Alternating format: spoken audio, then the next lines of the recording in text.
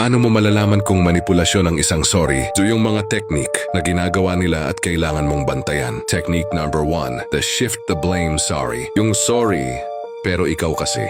Hindi sila nag-a-apologize, inaayos lang nila ang narrative para ikaw ang may kasalanan. Technique number 2, the fast apology. Yung hindi ka pa tapos magsalita, may sorry na agad. Hindi yung guilt strategy yun para ikat ka at hindi mo masabi ang totoong mali nila. Technique number 3, the emotional shortcut. Yung sorry na may kasamang drama, buntong hininga o luha. Ayaw nila pag-usapan yung nangyari, hindi dahil tunay, pero para maramdaman mong ikaw ang masama kapag hindi mo sila pinatawad. Technique number 4, the reset button. Yung sorry na parang delete button. Gusto nila mag-pretend na wala kang karapatang masaktan. Ngunit ito ang twist na pinakamadilim. The more na nasasanay ka sa fake apologies, the more mong iniisip na ikaw ang problema kahit hindi naman talaga ikaw ang sumira. Ikaw alin sa mga techniques na ito ang naranasan mo? I-comment mo para malaman ng iba na hindi sila mag-isa.